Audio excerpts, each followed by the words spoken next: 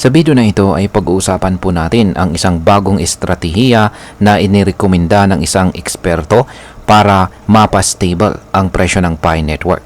Isang tinatawag na Community Driven Liquidity Pool or CDLP.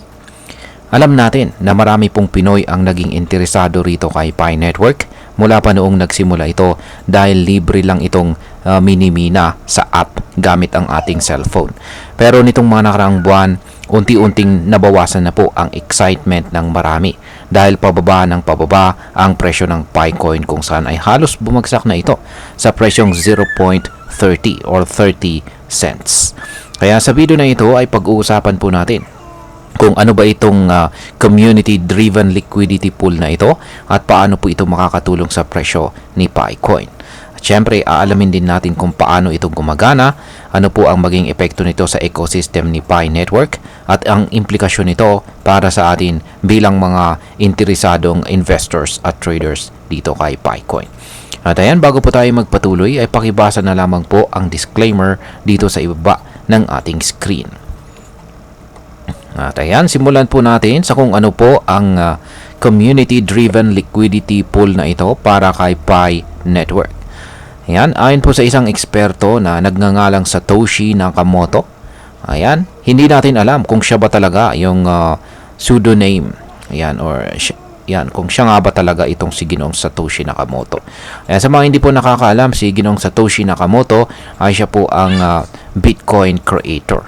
Ayan, at matagal na po siyang naglaho. Kaya kaya napaka-obvious naman na yung gumagamit lamang sa pseudonym na ito ay hindi po talaga siya. Ayan.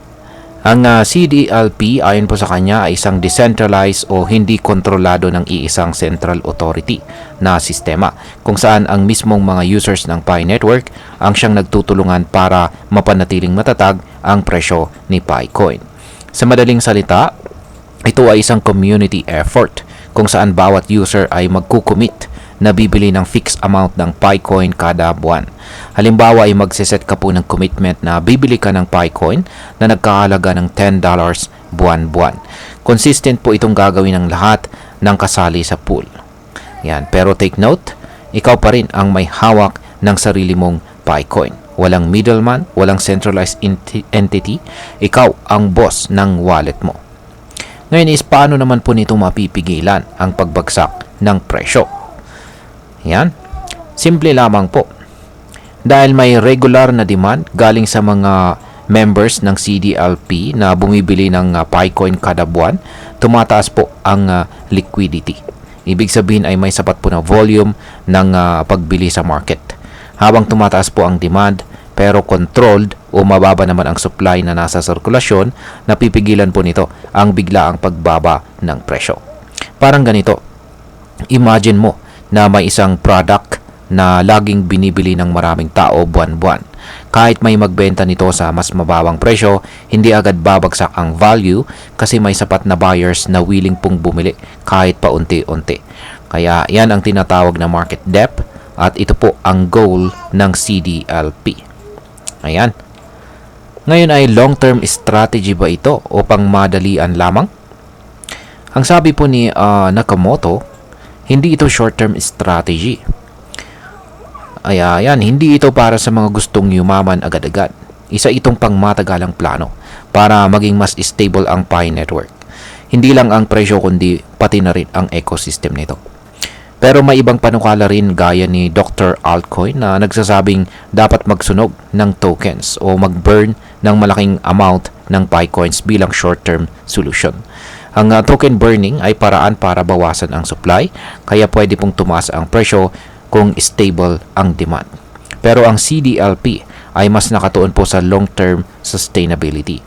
Hindi ito umaasa sa whales o malalaking investors na kontrolado ang presyo. Community-driven po talaga siya. Ngayon ay ano naman po ang epekto ng CDLP sa buong ecosystem ng Pi Network. Ayan, ang kagandahan po nito ay hindi lamang presyo ni Picoin ang apektado ng CDLP, kundi ang buong ecosystem ng Pi Network. Una, kung stable po ang presyo ng Picoin, mas magiging confident ang mga developers na gumawa ng mga decentralized apps o dApps sa Pi Network. Hindi na po sila matatakot na biglang bumagsak ang value ng Picoin habang nagde-develop po sila ng projects. Pangalawa, magiging mas attractive po ang Picoin bilang payment method sa mga negosyo. Kung alam po nilang hindi pa bago-bago ang value nito, mas bukas po silang tumanggap ng Picoin bilang pambayad.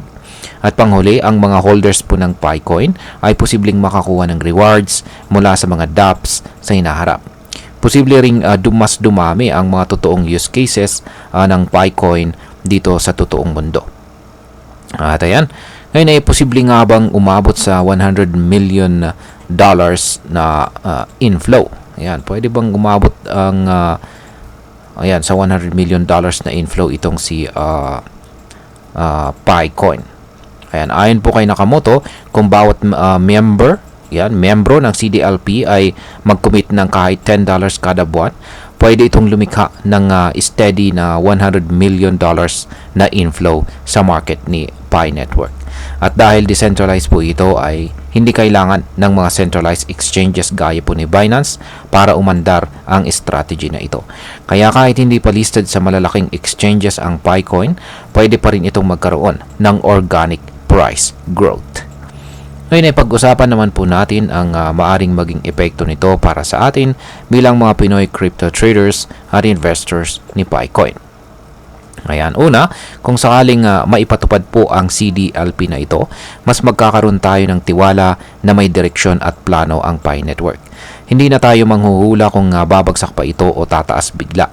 Mas predictable po ang kanyang movement. Pangalawa, kahit maliit lang ang puhunan natin, gaya po ng $10 buwan-buwan, may ambag po tayo sa stability ng ecosystem. Isa po itong pagkakataon na maging parte ng community na hindi lamang po naghihintay, kundi tumutulong sa paglago ng Pi Network.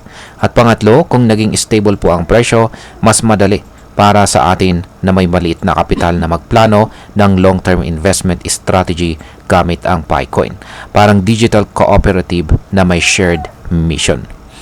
At ayan, bilang panghuli ay ang masasabi ko naman po rito ay ang Community-Driven Liquidity Pool or CDLP na ito ay isang makabagong paraan para hindi umasa ang presyo ng Picoin sa hype o sa biglaang galaw ng mga whales.